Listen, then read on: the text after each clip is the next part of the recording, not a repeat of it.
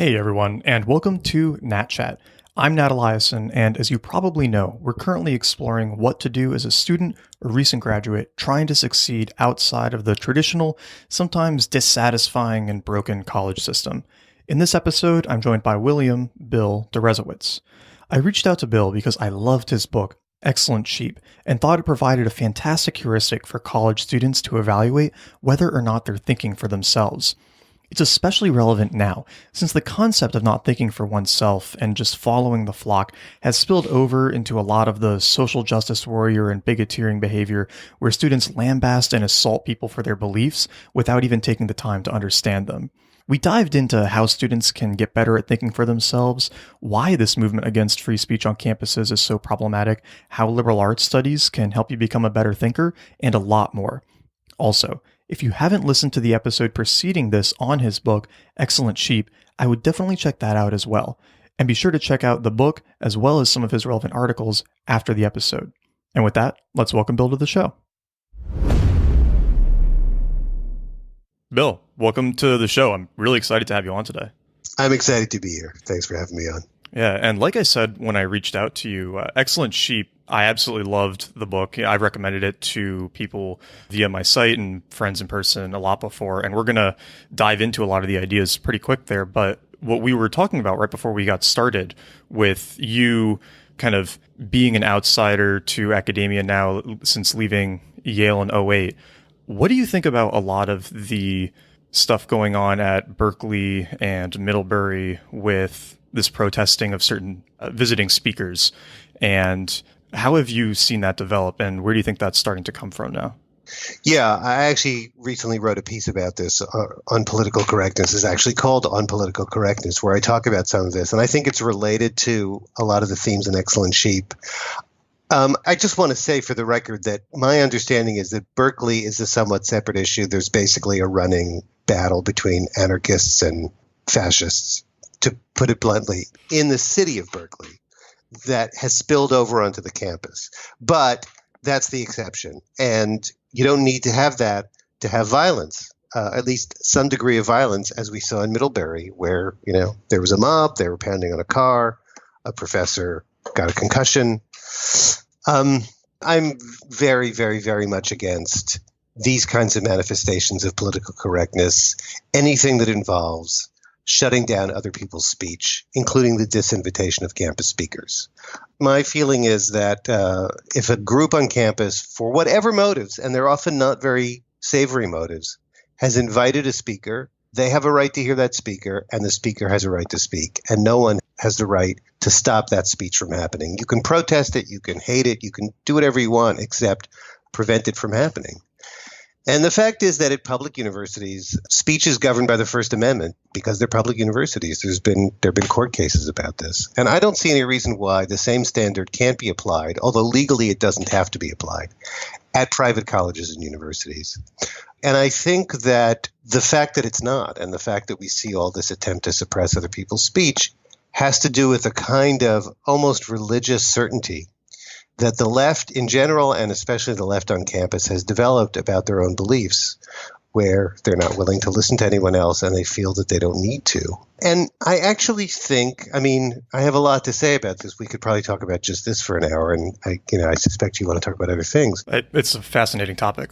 It's a fascinating topic. And the whole issue of safe spaces and this whole language of safety and violence, but not literal violence used metaphorically, I think it's very problematic. But the way I think it relates to the issues of Excellent Sheep is that, to me, this kind of moral, let's say certainty, to use a polite word, I was going to say fanaticism, functions among other ways. And it's by no means just students of color. There hardly are any students of color at Middlebury. There's some, but it's it's not only a very white campus or white Asian, it's a very wealthy campus. The student body at Middlebury is one of the wealthiest in the country, more so even than the Ivy League schools.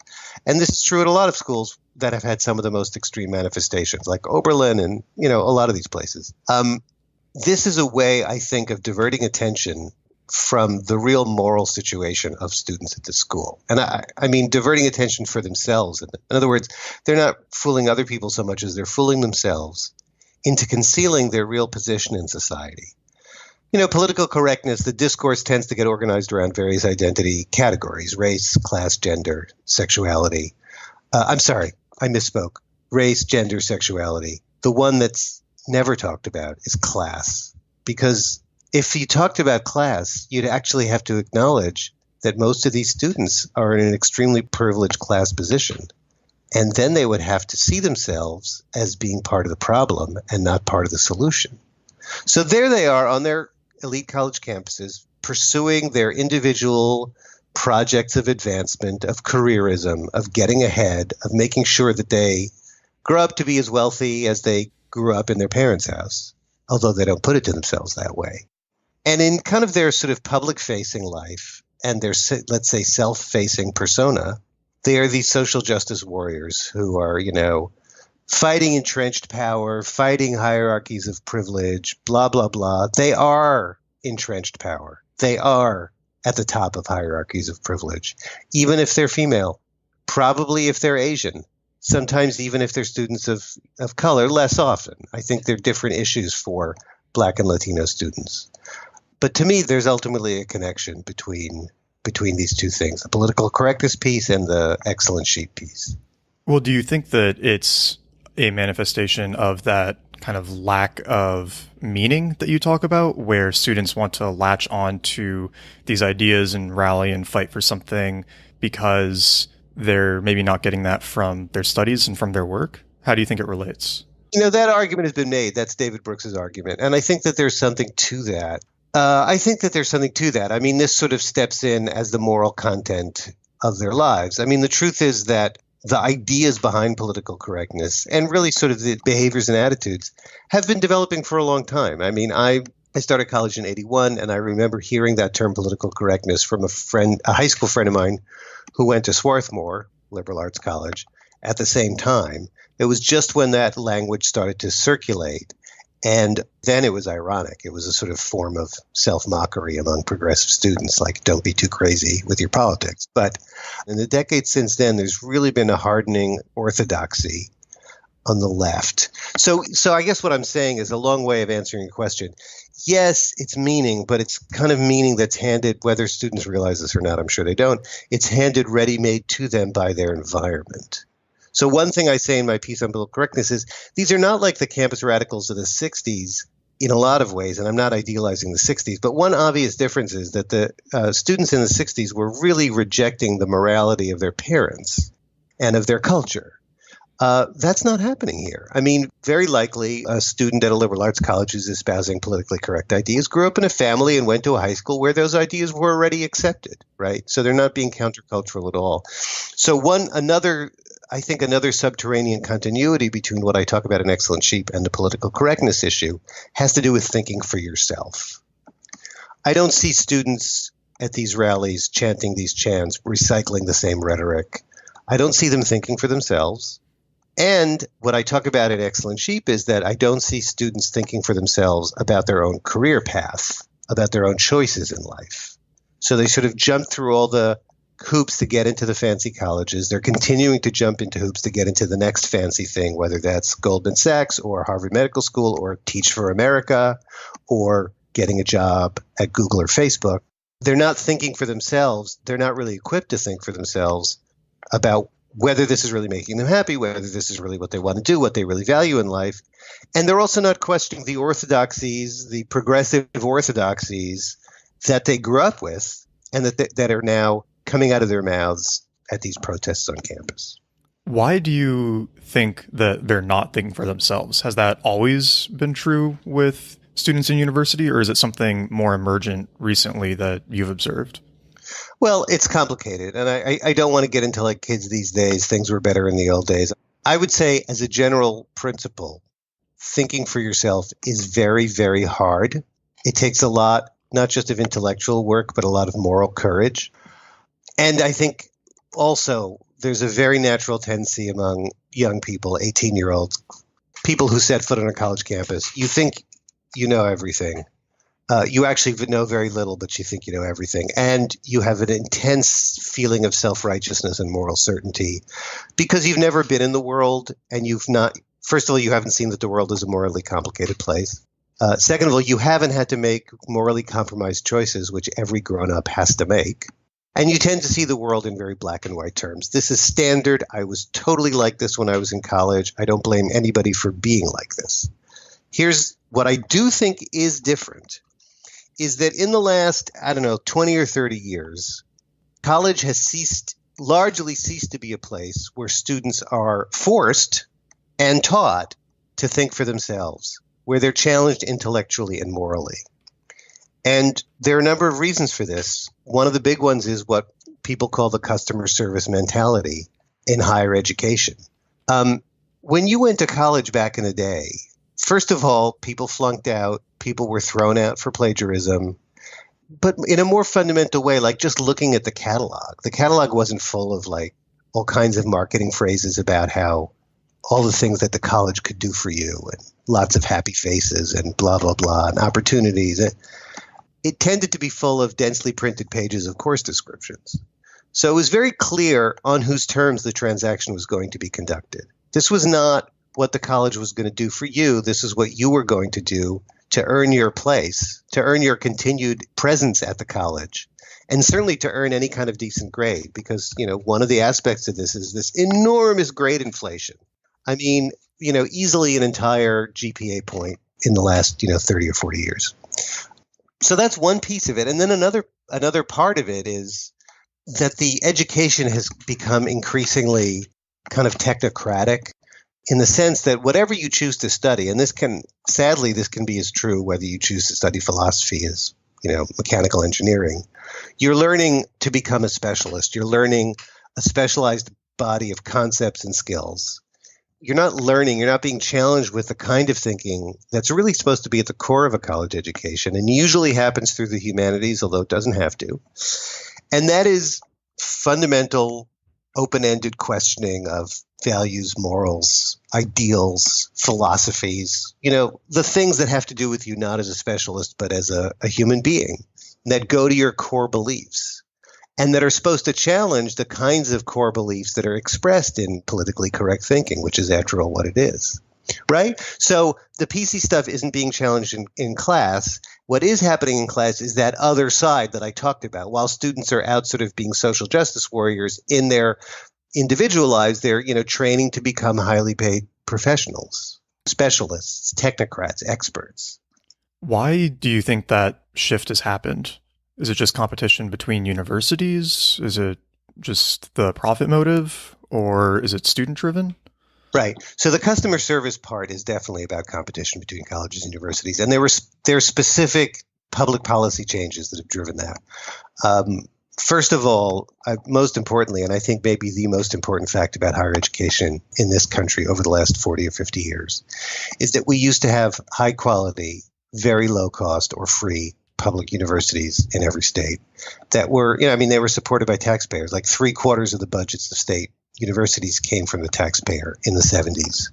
We've completely dismantled that, or we've largely dismantled that. We've been cutting funding and shifting the burden onto other payers. So now about 1/4 of the budgets of public universities come from states. That means increased tuition, which means increased student debt. It also means searching for other sources of income. And we could talk about that, but corporate funding, research grants, philanthropic giving, which can mean pandering to the rich donor or the corporate partner.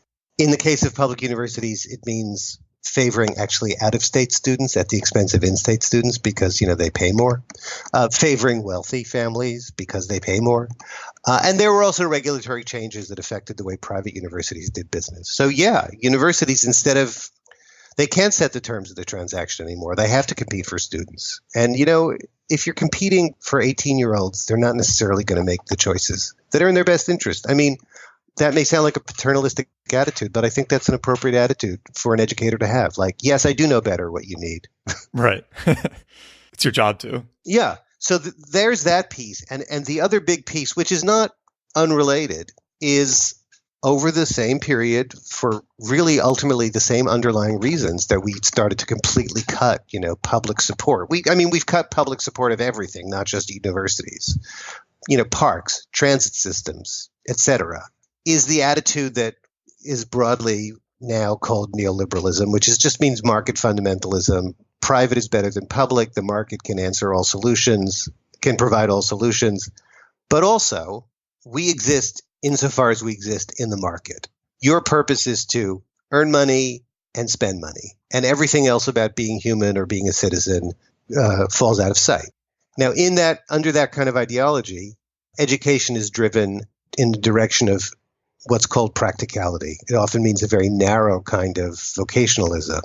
But nobody wants to pay for, nobody's interested, nobody values the kind of broader sort of education of the whole person, education through the humanities that I was talking about.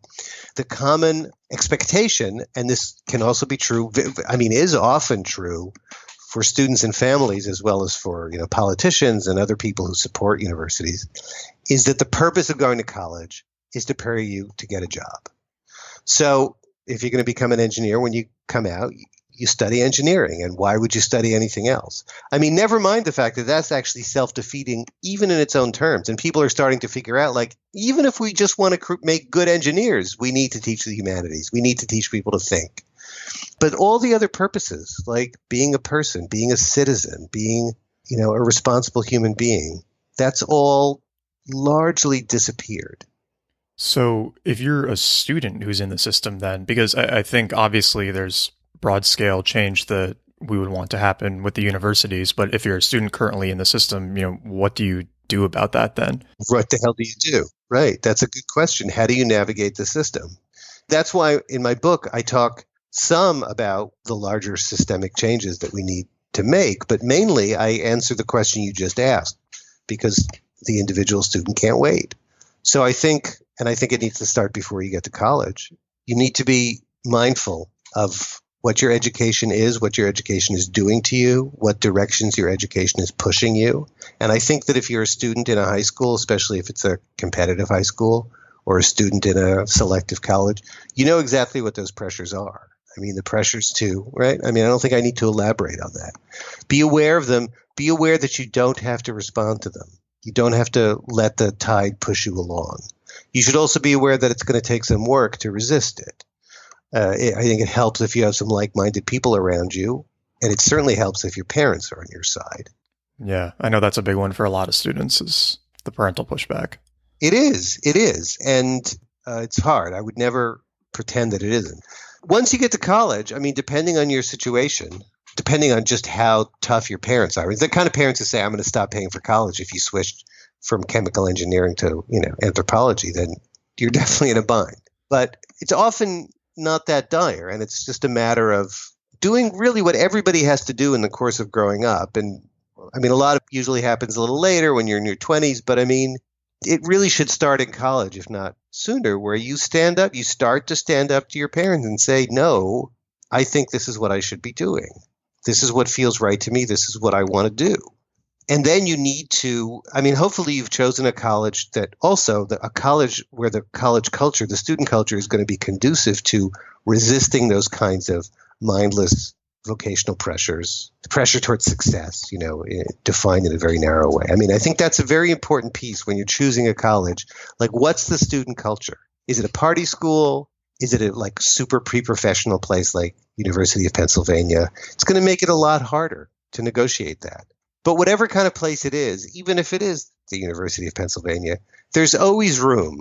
There's always going to be people on campus, students or teachers, who are going to help you pursue an education that's a real education where you're really going to, be forced to think about deep things, think deep thoughts, disturb yourself, be a different person when you get out than when you came in, be a different person your junior year as your sophomore year. That really exhilarating kind of all-in sort of intellectual and existential experience.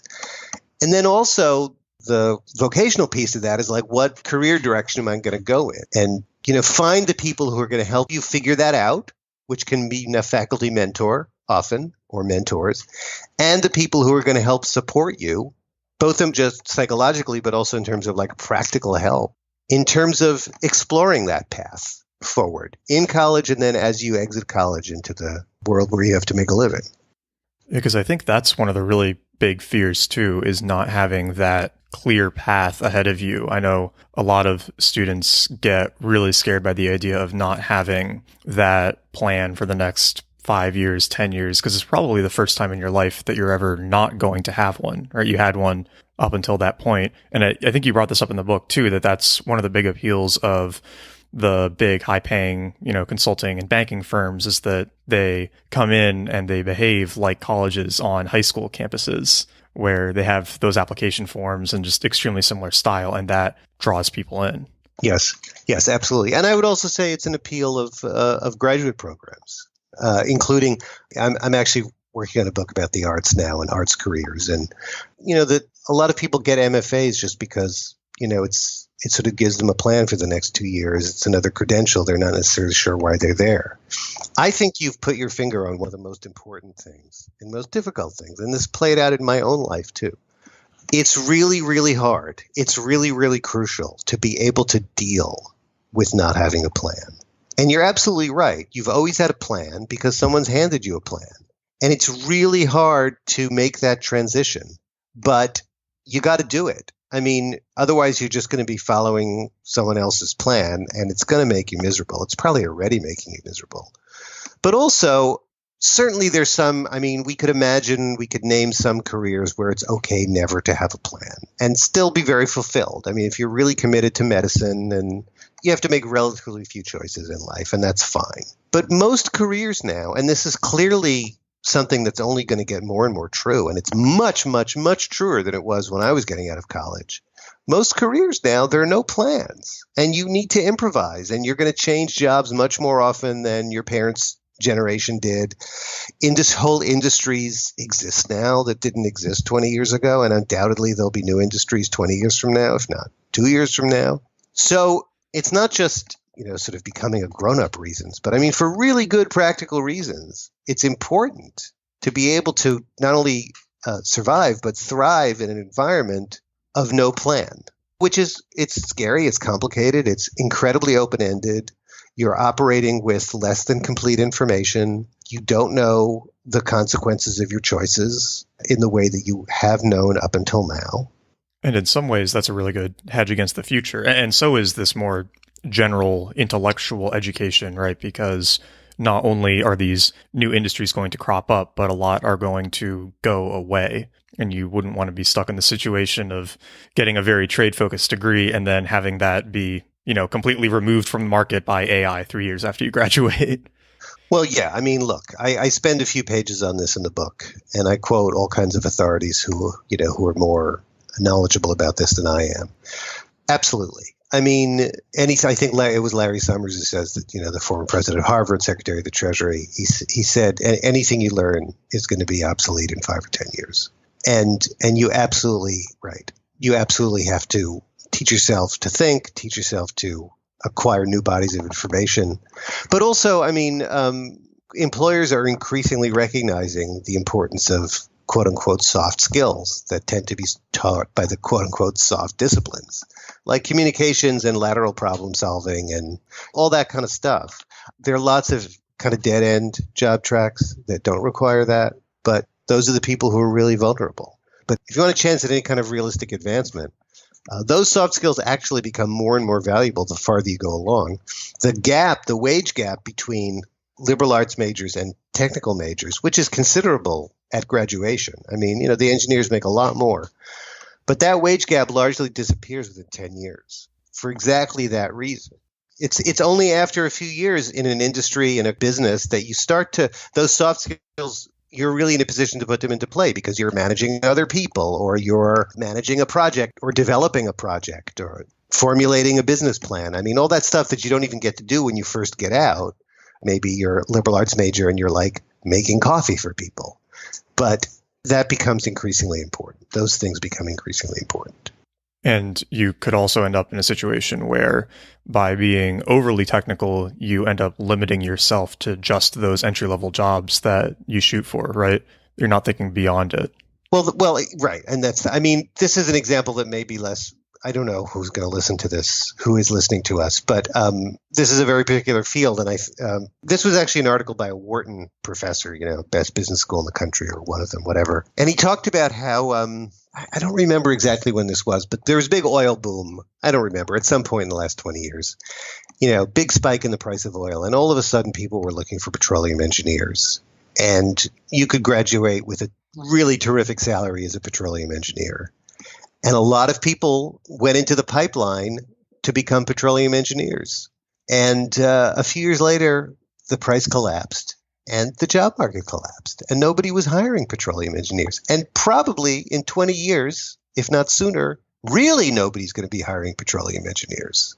So, I mean, even someone who has an engineering training is going to need to be able to be adaptable in the context of the engineering field because it's going to change. What do you think about all of these alternative education, maybe not education, but alternative learning styles now that we have, like Khan Academy, some of the coding sites like Code Academy, all of those? Do you see education moving more in that decentralized direction, or do you think that there's still going to be a place for the old institutional college style as well? It's interesting that you ask that because you bring me back to the distant past of about 2013, where this was all anybody could talk about. The MOOCs were coming, right? The massive open online courses. Every school was falling all over itself to get involved in one of these MOOC enterprises. And the usual prognosticators were telling us that within a few years there were going to be 10 universities left in the entire world. I mean, they were saying that. I don't hear that as often anymore. It's partly because some of those MOOCs have now been road tested and they're not very good. So here's what I would say. This kind of online learning, whether it's a short Khan Academy thing or a longer MOOC thing that may be a Harvard professor, first, they're good for teaching a certain kind of thing to a certain kind of person. They're good for teaching very specific sets of skills or bodies of information to people who've already been to college. I mean, I haven't seen the statistics lately, but some of the early statistics that were coming out of the MOOCs was that very few people were finishing, like more than 90% of people were not finishing MOOC courses. And a large percentage of those who were finishing had college degrees. So, I mean, of course, because the purpose of college is to get you to the point where you can self-educate. So once you've done that, if you've done it properly, you can go online and, not only learn, a topic in mathematics from Khan Academy, but maybe you go online and do a philosophy course with a philosophy professor from Princeton and get a lot out of it. But it's not going to replace the step of going to college.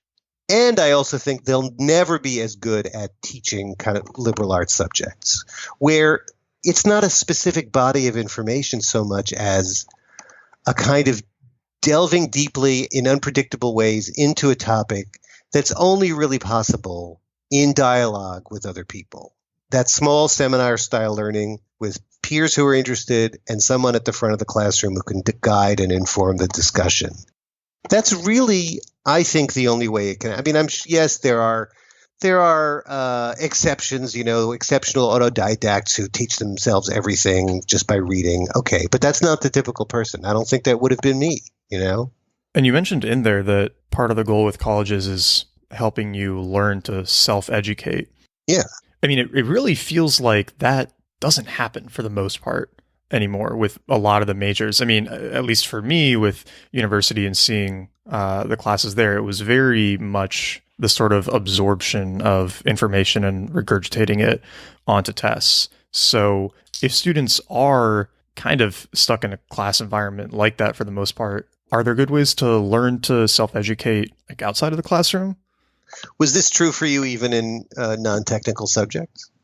There were some, actually, that's fair. Some of the philosophy classes were pretty good about it, but only when I got to the really higher level ones.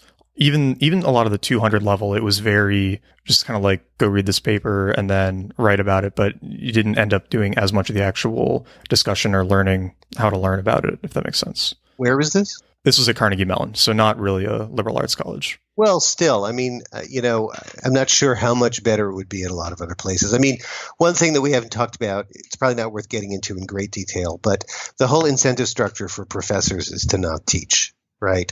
And really teaching, as opposed to what you just said, the other end of that process where you stand up in front of the classroom and you just lecture, real teaching takes a lot of time.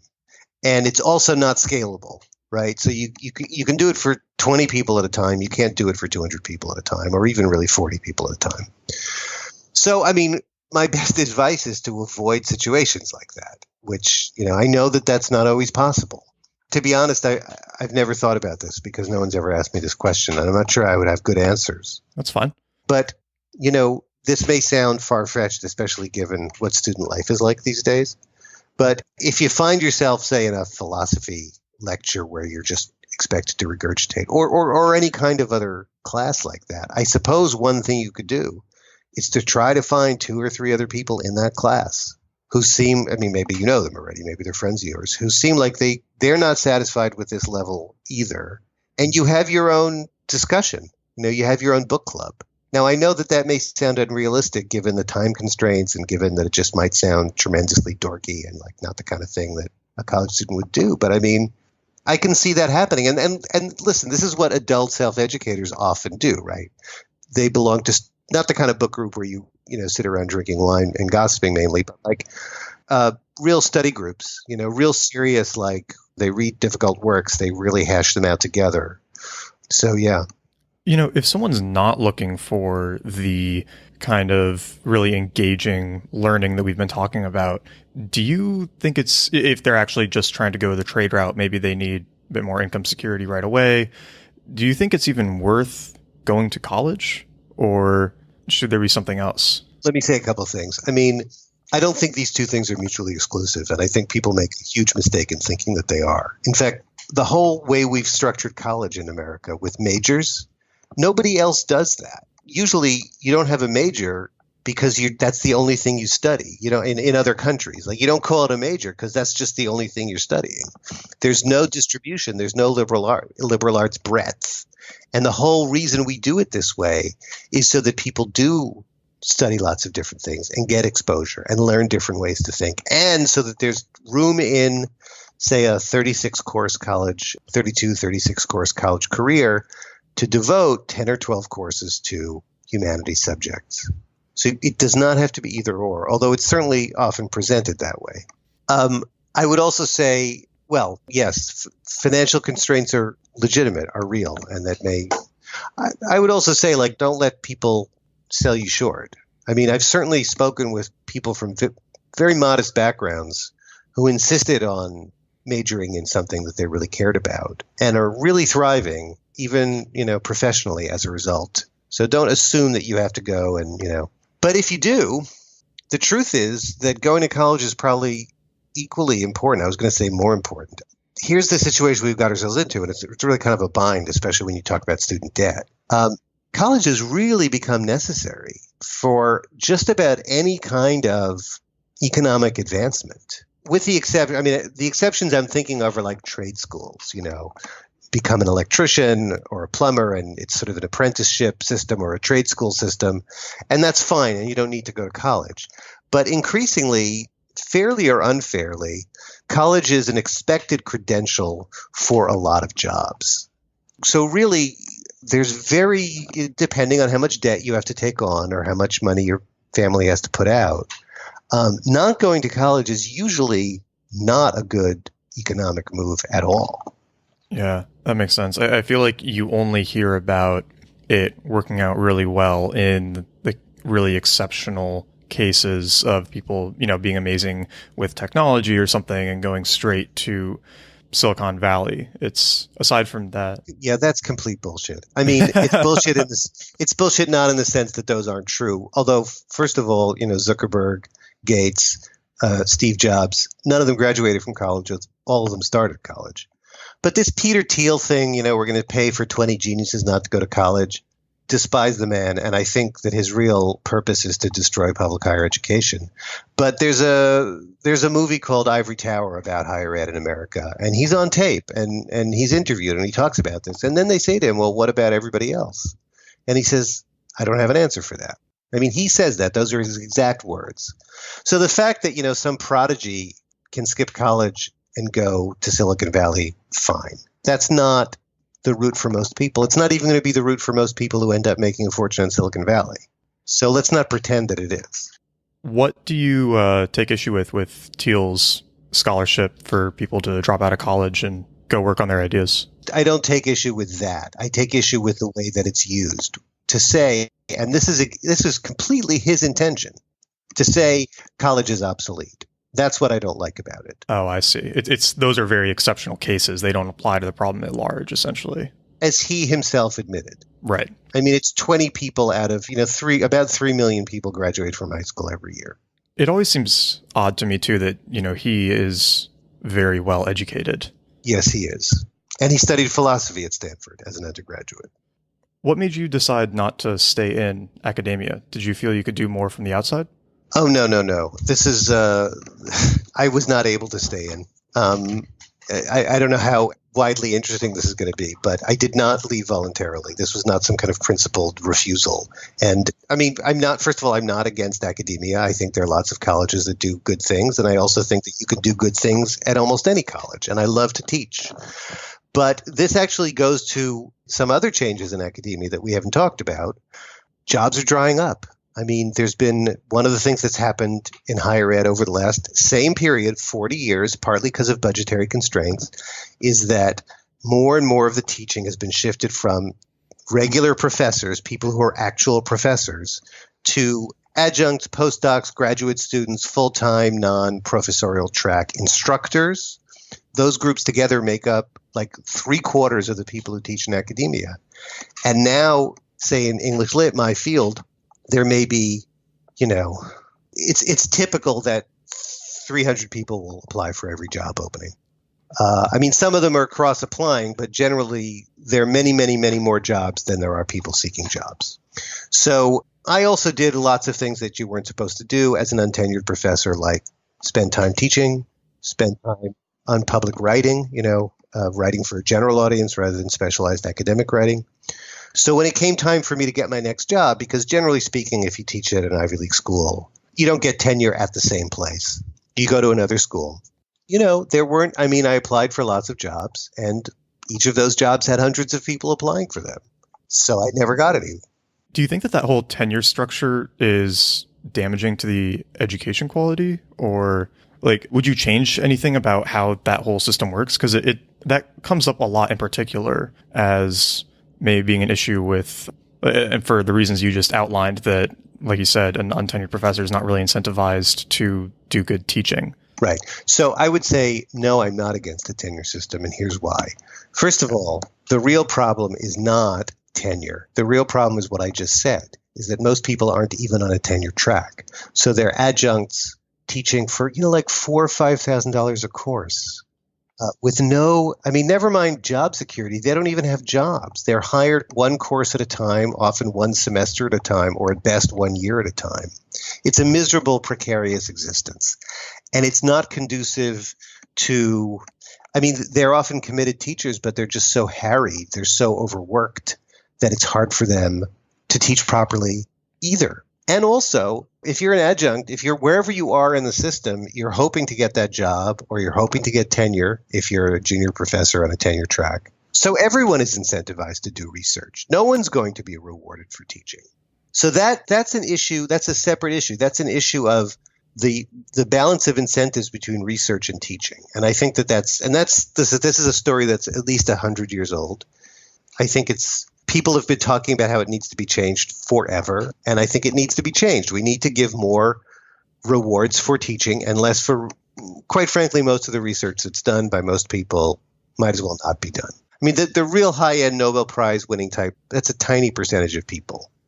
Then the other thing, why does tenure exist? It's not so that professors can push back and go fishing for the rest of their lives. Tenure was instituted because professors were being fired for their political beliefs.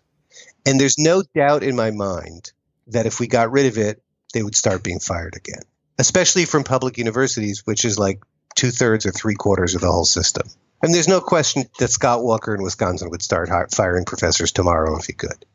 Well, it kind of goes back to what we were talking about at the beginning, right? Where the free speech issues on campus, you would very quickly run into problems where, especially at maybe some of the more liberal arts schools, if professors are offending any students in the class, right, they could lose their jobs. Well, that's a huge thing. And first of all, this has to do with Title IX, the gender parity in education, the way it's kind of been misused recently. There actually have been tenured faculty who've already been fired for doing things that are really, I mean, we're not talking about sexual assault. We're talking about like using off-color language. Okay, this has happened. But again, most people who teach at universities don't have tenure protections.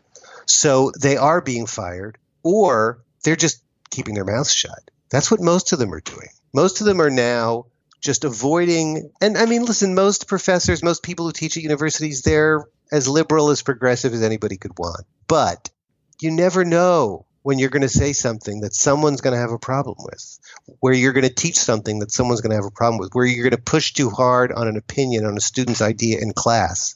And then later that student is going to decide that they felt triggered, or they felt that a hostile learning environment had been created. So teachers are teaching with their tails between their legs. And there are texts in certain literary texts, certainly, that people just avoid teaching altogether. Why teach Huck Finn? It has the N-word in it. It's just better. It's maybe the central work in American literary history, but why have the headache of teaching it? So how do we address that then, right? Like, do we just, besides hoping that the colleges, allow their students to be offended, does it go back to the price motive from before? Or is it going back to helping students actually think for themselves like we discussed? I mean, where do you see we should come at that issue? Yeah, that's hard. I mean, I think it's sort of a cultural issue in the sense of the culture of campuses, and cultural issues, you can't just solve them with a stroke of a pen. You kind of have to mount a cultural counteroffensive. I don't think that the customer service mentality, I don't really think that colleges are going to start losing students in droves if they start to push back against this. But they need to do that, and they need to gather together some courage and be willing to not automatically appease students, but really insist. I mean, I'd like to think that, some of these events represent a wake-up call, Middlebury, whatever. But that's not how it works. I've actually compared, in that same essay, I compared sort of the PC police, as they're called, to the NRA, right? Everybody's terrified of the NRA. So the NRA not only gets everything it wants, but then it thinks up a new thing to want because, it's got to think up something new. It's got to keep going. As we're talking, you're making me realize that I don't mean to equate the two things, but I think they're structurally similar.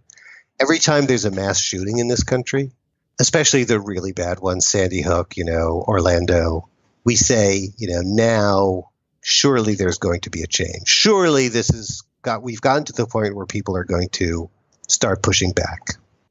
Never happens.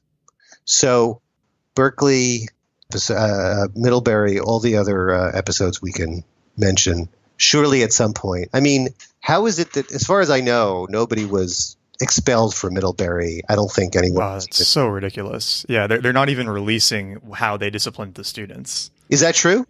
Yeah, they said that they have done things, but they won't talk publicly about it, apparently. Yeah, I don't believe that. I mean, that was physical assault. I know. I agree. I think they should have been expelled, if not prosecuted. Just the same as anyone who assaults anyone else. But until something like that starts to happen, or just some degree of seriousness, some degree of pushback, it's not going to change. Well, then on the individual student level, I know you were obviously a really big fan of the liberal arts education and Jane Austen. And if a student wants to get better at thinking for themselves, do you have any book recommendations or activity recommendations that help? You mentioned Jane Austen because I've written a couple of books about her. She's by no means the only.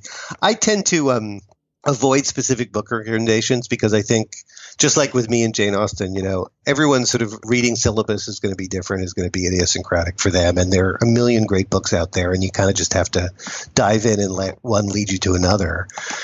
I thought you were going to ask me something else. If you're interested in that, what can you do as a college student? And I would say, Yeah, that'd be interesting too. Well, I mean, look, I think on any given campus, people know who the really good professors are. I mean, I think so. And not just the quote unquote entertaining ones, but the ones who are more demanding, who are more serious. I think people get that reputation and a lot of students avoid them for that reason, but seek those people out. And by no means only the humanities. I remember this wonderful thing I think I quoted in the book. A student had taken an ocean studies program over the summer at a different university and was telling me about this professor, and he said that he made marine biology reflect universal truths. I mean, it was so beautiful. I mean, any good professor, no matter what they're teaching, is going to help you learn to think. And I mean, I think it's a cliche on campuses to say choose your courses by the teacher, not by the course, but that's absolutely right. So, I mean, that's what you need to do. In terms of reading, I mean, I would say read challenging books, read books that you want to read, but that are challenging, that are not just entertaining. It doesn't matter what field they're in. I mean, that is the wonderful thing about books and why it is possible to self-educate, especially after college, but sometimes even instead of college. Because a challenging book, in order to understand it, you will be forced to think. I mean, the truth is that that's true if the book is a calculus textbook also. But I mean, I'm obviously especially thinking about works of literature, philosophy. To me, the difficulty there is just how we budget our time now, right? It's just carving out the time to do that. I don't think young people of 100 years ago were any better than young people of today. But if a lot of the ones who'd been to college spent a lot more time sitting quietly in a room reading books, it's because they didn't have cell phones. They didn't have televisions even. They had fewer things to do and fewer things distracting them from it. And I would say this is true of anyone. I really think it's imperative, as like the internet is kind of, Web 2.0 is now, 15, 16, 17 years old, and we're beginning to kind of adjust to its existence and recognize how it's changing our lives. I mean, I think going forward, this is really going to kind of become an essential, just like eating healthy and not eating junk food is people are recognizing now, or not eating even processed food. People are now recognizing that this is necessary for living a physically healthy life, which we didn't when I was growing up, but we ate frozen food, processed food, space-age food. I think we're starting to recognize that for a healthy mental, intellectual, psychological life, managing our screens going forward is sort of the essential thing. And spending a lot less time bouncing around online and a lot more time reading deeply, not skipping and skimming, not, listicles, but reading books or long essays or short stories in an uninterrupted, quiet, reflective way. I think that's a perfect note to wrap up on, and definitely something I've been trying to do more in my life as well. Like you said, it's hard to get away from all of that stuff sometimes. It's so addicting. It's addictive. Yeah. Easy. Yeah. Yeah. Bill, thank you so much for coming on, talking about all of this. This was a lot of fun for me, and I'm glad that we got to touch on some of the other social stuff beyond just the excellent sheep ideas. If people want to find more of your work, where should they go online? BillDeresiewicz.com. Perfect. And I will link to that from the show notes for everyone. And yeah, I think thank you again. This is a lot of fun. My pleasure. It's a lot of fun for me too. Have a good one. Bye. Okay, you too. Bye-bye. Thank you so much for listening to this episode of Nat Chat. If you enjoyed the podcast, please subscribe to Nat Chat in iTunes, Stitcher, Overcast, or wherever you get your podcasts. Second, if you're trying to take advantage of some of the information from this episode, be sure you check out the show notes at nataliason, nateliason.com/podcast, and find a friend, because implementing a lot of this stuff is much easier if you have somebody to do it with. And finally, if you enjoyed this episode and you've been enjoying other episodes of the podcast, please leave it a review on iTunes, Stitcher, wherever you listen to your casts, so that more people can find it. This is the best way for it to get some more exposure and to make sure that I can keep bringing these episodes to you. With that, thank you and have an awesome rest of your day.